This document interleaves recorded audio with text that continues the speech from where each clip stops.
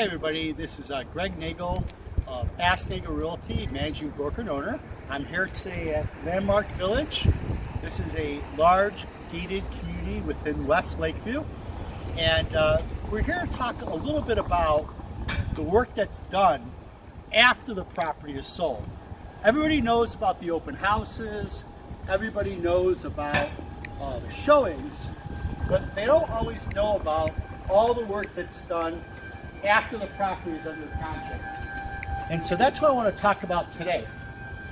So here we are in Landmark Village, and there's some single family homes, there's some townhomes. We're going today to one of the townhomes.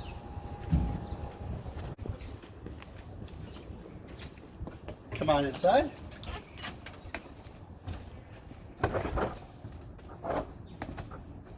Okay, welcome to 2901 North Walcott, Unit H. We're inside this lovely home that's had extensive prep to sell and some great staging. I really like this unit. I love that there's light on both ends.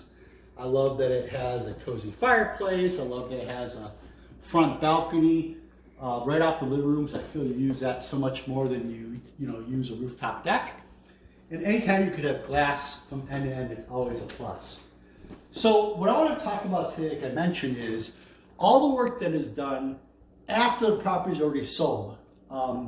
So for instance, it doesn't matter what you sell it for, it matters what you close it for. So first you got to survive the inspection. And it's important that you plan to get rooftop access, which in many properties is not easy, like this one, which has a really high roof. So we actually had to arrange with the neighbor to get rooftop access. It's also important to know where the condensing unit is. And then thirdly, this will sound like a very small detail, but I really like to make sure that my sellers are available by phone during the inspection. Because a lot of times the inspector doesn't know how to work something, or the buyer thinks there's a big problem. And simply hearing from the seller how to do something or what the backstory or something is, they can oftentimes minimize issue before it grows up to be a much bigger issue and kind of freaks out the buyer and the deal goes south. Also, this is a very important point.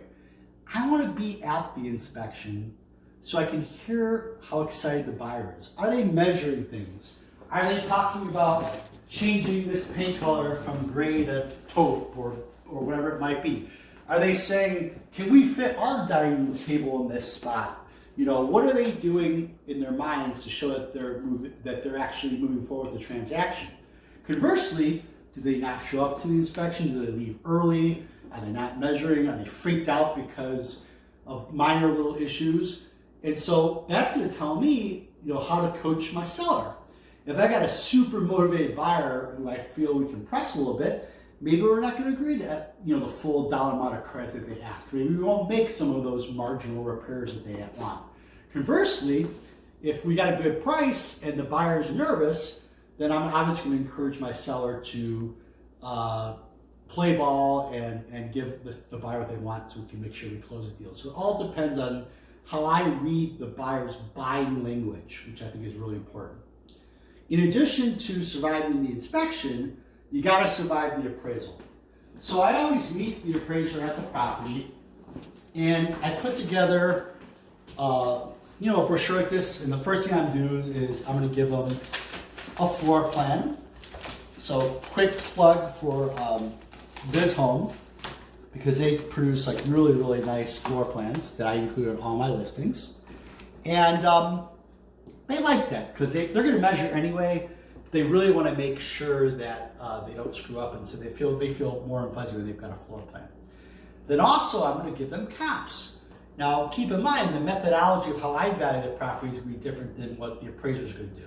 So I have to know their methodology well enough to produce comps that they'll actually use. So an appraiser typically will not go more than 6 months, but of course I would go more than 6 months. I'd go maybe a year and a half if I wanted to, and then adjust for time. The appraiser is only to go 4 blocks, no more than that distance-wise, depending on where the neighborhoods naturally break and how value is delineated by block. I might go further, I might not go as far.